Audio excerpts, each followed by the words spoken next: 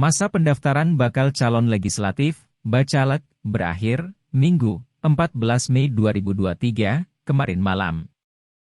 Total 18 partai politik peserta pemilu 2024 telah melalui proses pengajuan berkas bakal caleg. Sejatinya, tahapan pengajuan berkas bakal caleg berlangsung selama 1-14 Mei 2023.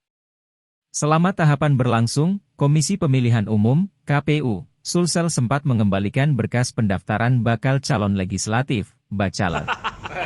Seperti Partai Keadilan Sejahtera, PKS, dan Partai Hanura. Dua parpol ini sempat ditolak karena tidak lengkapnya berkas persyaratan yang diajukan ke KPU. Setelah melakukan perbaikan masing-masing parpol, berkas bakal caleg kembali diperiksa dan dinyatakan memenuhi syarat. KPU Sulsel mencatat, ada 8 partai politik peserta pemilu 2024 yang mendaftar di hari terakhir. Di antaranya, Partai Hanura, Gelora, Perindo, Garuda, Golkar, Demokrat, PKN, dan Partai Buruh. Dari 8 parpol itu, tercatat 4 partai yang mendaftar pada malam hari. Yang mengajukan berkas kemarin malam ada 4 parpol, di antaranya Partai Buruh, Gelora, Garuda, PKN, kata Komisioner KPU Sulsel Divisi Teknis Penyelenggaraan Pemilu, Asram Jaya, Senin, 15 Mei 2023.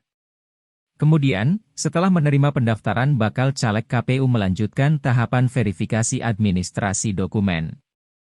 Verifikasi administrasi dokumen itu berlaku di semua bakal calon pada 15 Mei hingga 23 Juni 2023 mendatang. Jika masih ada dokumen yang diragukan keabsahannya atau tidak sah, maka pihak parpol bakal diberikan waktu untuk melakukan perbaikan.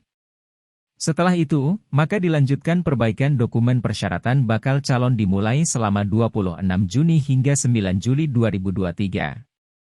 Adapun pengumuman daftar calon sementara, DCS, akan diumumkan pada 19 hingga 23 Agustus 2023 mendatang.